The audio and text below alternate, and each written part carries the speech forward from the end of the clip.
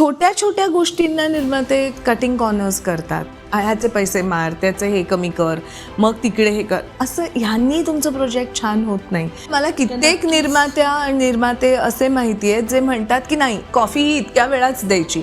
इतका बजेटचा ना मराठीला ना हिंदीला प्रॉब्लेम आहे, हे मी ठामपणे सांगू शकते. अहो, काही वेळेला मॅगीसारखी गोष्ट सेटवर प्रोड्युसर करू देत नाही का, तर गॅस सिलेंडर वेस्ट होतो. इट इज सिली, स्टुपिड आहे हे, कारण तुम्ही तिथेच विश्वास गमावला तुमच्या युनिटचा. मग अनेक वेळा कोविडच्या काळात चॅनल्सनी पेमेंट्स प्रोसेस केली, निर्मात्यांनी त्याचं पण काय कित्येक जणांनी बाऊ केला. आम्ही दिले पैसे, हो तुम्ही खिशातून नाही दिले, तुम्हाला चॅनलनी दिले होते पैसे. ॲक्टर्सना मिळतात भरपूर पैसे, टेक्निशियन जे आहेत हे त्या छोट्या छोट्या लोकांचे तुम्हाला इतके आशीर्वाद मिळतात, त्यावर मोठे व्हा. त्यांचे पैसे मारून तुम्ही मोठे होऊ शकत नाही.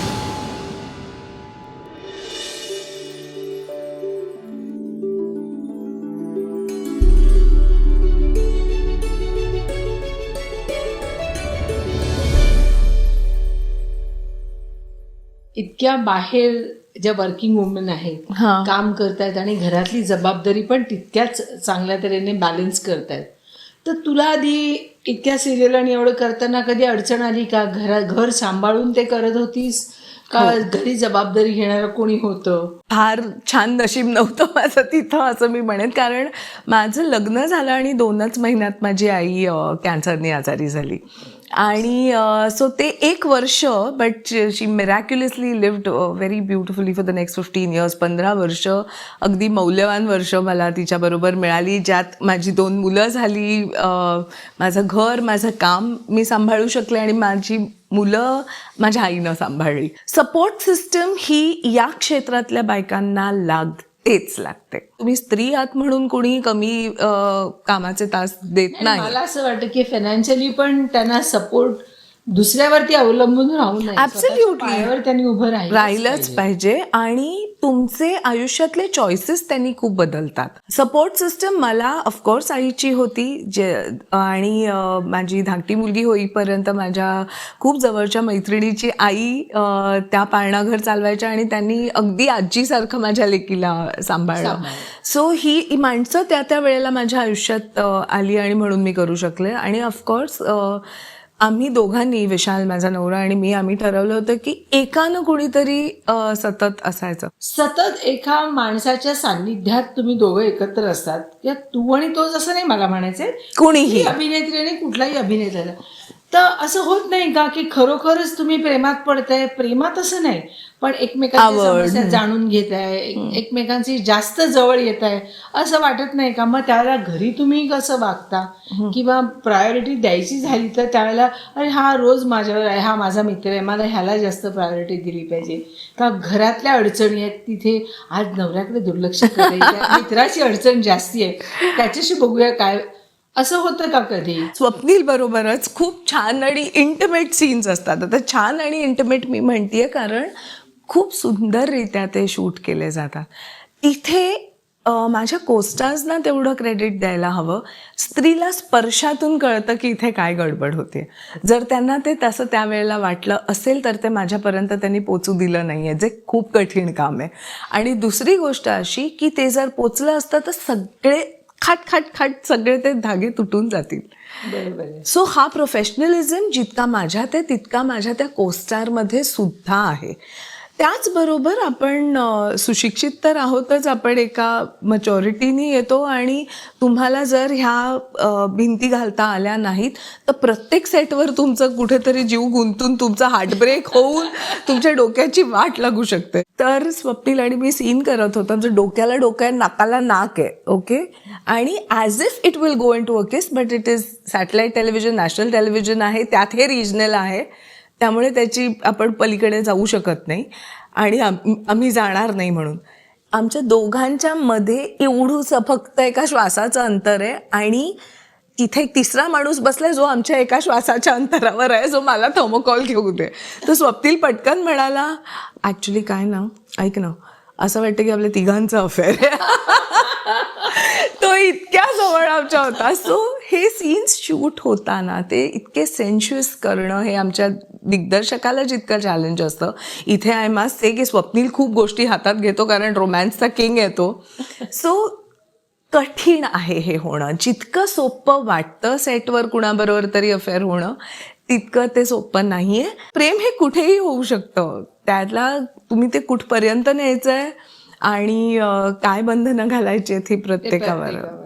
बरोबर. असंस्कृतपणा आला की त्याची गंमत गेली. मी मघासपासून सारखं माझं लक्ष अय्या! नथीवर आहे. अमृताताई तुम्ही का नाही घातलीये नथ? अगं मी आणली आहे पण ते घालायची राहिली. आपल्या बोलण्यात आता राहिली. गप्पा एवढ्या रंगल्या त्याच्यात विसरली. घालते 2 मिनिटं. वाव. बसली का बरोबर? बघू. बसली. तुम्हाला कम्फर्टेबल वाटतंय ना? वाव. चांगली दिसते. नथ घातल्यानं म्हणजे असं मी काढून पण ठेवली ती. लुक बदलला. तू आल्यानंतर अशा गप्पा गडबडी. की त्या गडबडीत राहून गेले. हो, फार सुंदर चांगली दिसते. दिसते ना? खूपच छान. आणि मला असं वाटतं जरा दिवाळी वगैरे आहे असं वाटलं पाहिजे. वाटलं पाहिजे. मला Yes. नटायला खूप आवडतं. हो, माझं मन भरलंय आता. माझ्या मैत्रिणी सुद्धा म्हणतात. मला सगळेजण अरे आता माझ्या मनात पण कधीतरी येतं अरे आता मी 70 आले. अरे आता हे काय बापरे, हे सांगितल्याशिवाय. रनिंग म्हटलं हे काय. म्हटलं नाही तरी नटायचं. वाटत नाही बघून. फिटली नाही.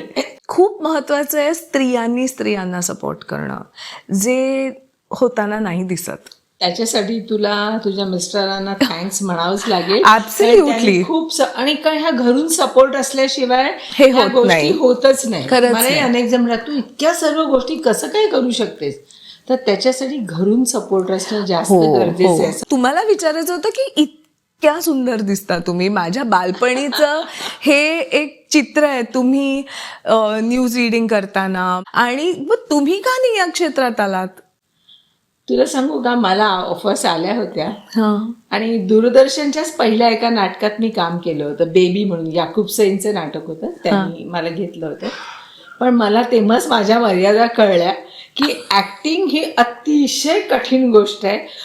मी अजून एखादं डिग्री मिळावी म्हटलं असतं तर मला सोपी वाटलं असतं. अभ्यास करून ती सहज शक्य आहे. पण ऍक्टिंग असा अभ्यास करून किंवा जात्या असावं लागलं. ते जात्याच असावं लागलं. अतिशय कठीण कला. क्षणात हसणं रडणं जे रडवणं आणि हसवणं. हा, त्यामुळे हे सगळ्यांचं काम नाहीये. येणाऱ्या काम नाहीये ते. पण हे किती गोड. तुम्ही हे जे म्हणाला ना अमृताताई, तुम्हाला सांगू का, आता ह्याच्यावरून अजून एक चहाडी सांगते मी. अनेकांना वाटतं की मला हॉटेल काढणं जमतं, मला चित्रपट निर्मिती किंवा निर्मिती क्षेत्र जमेल. तसंच अनेकांना वाटतं की मी तर ऍक्टर झालेच असते. मला अनेक मैत्रिणी सांगतात की अगं मी पण कॉलेजमधून खूप नाटकात कामं केली, मी पण शाळेत खूप कामं. मग का नाही केलं? नाही, मला घरून सपोर्ट नाही मिळाला. मला ना आमच्याकडे शिक्षणाला खूप, मी BA विथ इकॉनॉमिक्स केलं, मी 1 वर्ष लॉ केलं, परीक्षा दिली नाही ही गोष्ट वेगळी. XIC जाणार होते आणि मी विक्स वेपोरअपची ऍड करत होते आणि विकास देसाई फॅकल्टी होते झेवियर्स इन्स्टिट्यूट ऑफ कम्युनिकेशनला. मला म्हणाले की why do you want to come there and waste a seat. तू इथे ऑन द जॉब शिकणार आहेस, तिकडे येऊन काय वेगळं करणार आहेस. तिकडची एक सीट फुकट घालवू नको, दुसऱ्या कुठल्या तरी स्टुडंटला ती मिळेल. तसंच माझ्या वडिलांनी जेव्हा मला एका सिनेमाची ऑफर आली होती आणि आम्ही रामानंद सागरचं रोमॅन्स नावाचा फिल्म होती. कुमार गौरव आणि पूनम धिल्लन त्याचे फायनान्सर होतो. आम्ही फायनान्स केलं होतं. त्याच्यानंतर ते सुभाष सागर ते आमच्या घरी यायचे आणि भाभी जी आप क्या कर रहे हो यहाँ पे, आप इंडस्ट्री में आ जाओ, धूम मचा दोगे. त्यांचं तर टिपिकल तसं बोलायचे. तर मी म्हणजे प्लीज मला हे काही जमणार नाहीये, हे माझं क्षेत्र नाहीये. मी तेव्हा सांगायचे. आणि माझे वडील मला म्हणायचे, अरे तुला सिनेमातच जायचं होतं तर इतके वर्ष तुझ्या आयुष्यातली का फुकट घालवली. शिक्षण MSc LLB केलं. अरे देवा, किती वर्ष त्यांच्या हिशोबाने इतकी वर्ष आयुष्यातली फुकट घालवलीस. माझे पैसे गेले तुझ्या फिया भरून आम्ही पण मध्यमवर्गीय हो, पण शिक्षण शिकणारी. म्हणजे माझ्या एवढे पैसे का फुकट घालवले, तुझ्या आयुष्यातली इतकी वर्ष फुकट घालवली. त्यात म्हणजे हेच करायचं होतं. हेच करायचं होतं. मॅट्रिक झाल्याबरोबर जायचं होतं सिनेमात काम त्यांचा करा. विरोध नव्हता, पण असं नाही, त्यांना या वाटायचं, उलट तू एवढं उच्च शिक्षित आहे तर त्या शिक्षणाचा उपयोग काहीतरी झाला पाहिजे. acting करू नये असं खरंय. त्यांचं म्हणणं होतं. नाही, इथे आणि माझ्या घरी तेच होतं. आईनी सरळ अट घातली होती की जर तू हे करणार असशील तर शिक्षण पूर्ण करावंच लागेल, पोस्ट ग्रॅज्युएशन करायचं. पण ग्रॅज्युएट होता होता माझं शूटिंग आणि अभ्यास ह्याची जी काही म्हणजे दिवसा शूट करायचं, रात्री अभ्यास करायचा, परीक्षा जाऊन द्यायची, परत तेव्हा मैत्रिणी मदत करायच्या नोट्स आणि ह्याच्यात आणि त्याच्यात, आणि ते केल्यानंतर सुद्धा मला ती म्हणाली की आता पोस्ट ग्रॅज्युएशन कर. तर म्हटलं बरं ते करते. मला MA विथ इंग्लिश लिटरेचर करायचं होतं, पण BA इकॉनॉमिक्स केलं आणि मुंबई युनिव्हर्सिटी तेव्हा ऑफर नाही करायची. म्हणजे ज्याच्यात तुम्ही बॅचलर्स डिग्री घेतली त्यातच तुम्हाला मास्टर्स करावं लागेल. मग मला एक खूप छान काय म्हणूया अनुभव आला, म्हणजे म्हणायला हरकत नाही. मिसेस श्रीकृष्ण, जस्टिस श्रीकृष्णांच्या मिसेस ह्या इंग्लिश लिटरेचर SNDTला त्या HOD होत्या, आणि कुणाच्या तरी ओळखीनं त्यांनी मला गेस्ट ऑफ ऑनर म्हणून बोलावलं होतं SNDTला, चर्चगेटच्या. तिथे जस्टिस श्रीकृष्ण चीफ गेस्ट होते, आणि माझ्या आईसाठी खूप मोठा आनंदाचा क्षण होता तो. कारण माझी आई SNDTची, आणि तिच्या कॉलेजला मला गेस्ट ऑफ ऑनर बोलवलं, त्यात जस्टिस श्रीकृष्ण होते. तर शी वॉज व्हेरी हॅपी. म्हणजे तितकी आनंदी मी तिला आय डोंट थिंक कधी पाहिली. मला स्टेट अवॉर्ड आणि हेच बटा सन्मान वगैरे मिळाल्यावर सुद्धा नाही. तर तिथे मला मिसेस श्रीकृष्ण म्हणाल्या की SNDT ऑफर्स इट यू. तो विचार करेपर्यंत दुसरं मोठं प्रोजेक्ट हातात आलं आणि मी त्याच्यात बिझी झाले. सो शिक्षण नाही, आणि म्हणजे शिक्षण ज्याला जमत नाही तो या क्षेत्रात येतो असं नाही असं आहे. बिलकुल नाही. असं बिलकुल नाही आहे. तुम्हाला जात्या अभिनयाचं थोडं तरी अंग हवं, थोडं तुम्हाला शिकावं लागतं. लोक वेडे नाही आहेत ना NSTला अभिनय जायला. जे आहे ते पुस्तक वाचून येत नाही, ते उपजत असावं लागतं. शिल्पा, आता अजून एक नाजूक प्रश्न विचारणार आहे. नाजूक म्हणजे असा की तू आता ह्या क्षेत्रात आहेस, तर काही तुझ्या फ्रेंड्स जे असतील, त्या काही प्रोड्युसर असतील, काही आर्टिस्ट असतील, तर प्रत्येकाशी वागताना कसं वागावं लागतं तुला? तर कसं बॅलन्स करतेस मग तू? हां, बॅलन्स हा शब्द बरोबर आहे तुमचा. ठरवून वागता येत नाही, पण हे नक्की मी पाहिलंय की तुमची मैत्रीण प्रोड्युसर झाली की तिच्यातले बदल दिसून येतात. तुमची मैत्रीण को ॲक्ट्रेस झाली की काही गोष्टींमधले बदल दिसून येतात. तर काही आपल्याला आवडतात, काही आवडत नाहीत. जे आवडत नाहीत ते आपल्याकडून होऊ नये असं नक्कीच प्रकर्षानं वाटतं. कारण ते जाणवण्या इतपत असतात बदल. काही चांगले असतात, काही खूप वाईट असतात. नवीन प्रोजेक्ट कुठले आहेत तुझ्या समोर? आता म्हणजे माझा मुलगा युनिव्हर्सिटीला गेला आहे, मुलगी मोठी झाली आहे, मुलं तशी हाताशी आली आहेत. तर आता निर्मितीकडे जे माझे तेच मला विचारायचं होतं. इतकं सरळ तुला असं मनात इच्छा नाही का की चला आता मी काहीतरी, इतकं ज्ञान वाढलेलं आहे तुझं इतके वर्ष या क्षेत्रात असल्यामुळे, तर शेवटी प्रत्येकाला त्या हायेस्ट पॉइंटला जायला आवडतं. आता निर्मिती, मी हे म्हणेन की त्याबरोबर निर्मिती बरोबर येणाऱ्या जबाबदाऱ्या खूप लवकर कळल्या होत्या मला. त्यामुळे मी थांबले होते. कारण तुम्हाला तिथे 500%, आणि माझा स्वभाव परफेक्शनकडचा आहे, त्यामुळे सतत त्या गोष्टीचा त्रास होण्यापेक्षा जेव्हा मला माहिती की मी 500% तिकडे प्रेझेंट असणार आहे, तेव्हा मला त्यात पडायला आवडलं. आणि याआधी 1-2 वेळा प्रयत्न झाले पण ते सफल झाले नाहीत. शिल्पा, तू आता असं म्हणालीस की तुलाही निर्माती व्हायचं आहे आणि नवीन प्रोजेक्ट तू करते आहेस, तर तू एखादा प्रोजेक्ट साईन करतेस किंवा विचार करत असे हा करू की नको, जेव्हा तुला विचारलं जातं की ही सिरियल कराल का मॅडम, तुमचा मेन रोल आहे वगैरे, तेव्हा ते साईन करण्यापूर्वी किंवा हा विचार मनात येण्यापूर्वी तुझ्या त्या निर्मात्याकडून काय अपेक्षा असतात? बेसिक गोष्टी, बेसिक गरजा ह्या ॲक्टरच्या असतात. एक स्वच्छ मेकअप रूम, एक स्वच्छ वॉशरूम, वेळेवर ब्रेक्स, आणि तुम्ही वेळेत काम पूर्ण करणं. काही गोष्टी असतात ज्या प्रॉपर्टी तुम्हाला एक XYZ लागते, हे ते. तर प्रोफेशनलिझम हा ॲक्टरकडून अपेक्षित असताना तुम्ही सुद्धा तेवढं प्रोफेशनली वागलं पाहिजे. तुम्ही ह्या प्रोजेक्टचे पैसे, इथून येणारी मिळकत तुमच्या पुढच्या प्रोजेक्टमध्ये रोल इन करता, इकडचे पेमेंट्स दिलं, यांनी फक्त निर्मात्याला वाईट नाव येतं आणि एका निर्मात्यामुळे सगळ्या निर्मात्यांविषयी हे होतं. सो फक्त पैसे वेळेत देणारा निर्माता चांगला निर्माता का, तर तसं नाही आहे. रोजच्या दिवसात तुम्ही आता कित्येक वेळा मी बघते की छोट्या छोट्या गोष्टींना निर्माते कटिंग कॉर्नर्स करतात. ह्याचे पैसे मार, त्याचे हे कमी कर, मग तिकडे हे कर, असं ह्यांनी तुमचं प्रोजेक्ट छान होत नाही. एक वाईब त्या प्रोजेक्टचा चांगला व्हावा लागतो. आणि सेटवरती पण हेल्दी वातावरण आता मला कित्येक निर्माते असे माहिती आहेत जे म्हणतात की नाही, कॉफी ही इतक्या वेळाच द्यायची. इतका बजेटचा ना मराठीला ना हिंदीला प्रॉब्लेम आहे, हे मी ठामपणे सांगू शकते. ओके, कॉफी नाही इतक्या वेळा झाली पाहिजे. आर्टिस्टने मराठी सिरियलचं गणित 24 तास तो स्पॉट. मी आजपर्यंत अशा सेटवर काम केलेलं नाही, पण माझ्या इतर मैत्रिणींकडून मी हे ऐकलंय आणि ते खरं आहे, मला माहिती आहे. कारण हे खूप खात्रीलायकरित्या अनेक गोष्ट काम केलेलं नाही. आय विल वेट फॉर दिस. पण नाही पण हे म्हणजे तुमच्यासारखे आहेत तसे हे असे सुद्धा निर्माते आहेत, हे प्लीज लक्षात घ्या. त्यामुळे आर्टिस्ट थोडा असा असू शकतो, तर थोडं थांबा. तुम्ही निर्माते आहात, तुमच्याबद्दल त्या आर्टिस्टला खात्री पटू द्या, मग दोन्हीकडून जजमेंट्स झाले पाहिजे. काही वेळेला मॅगी सारखी गोष्ट सेटवर प्रोड्युसर करू देत नाही का, तर गॅस सिलेंडर वेस्ट होतो. इट इज सिली, स्टुपिड आहे हे. कारण तुम्ही तिथेच विश्वास गमावलाय तुमच्या युनिटचा. मग अनेक वेळा कोविडच्या काळात चॅनेल्सनी पेमेंट्स प्रोसेस केली, निर्मात्यांनी त्याचं पण काय कित्येक जणांनी बाऊ केला, आम्ही दिले पैसे. हो, तुम्ही खिशातून नाही दिले, तुम्हाला चॅनेलनी दिले होते पैसे.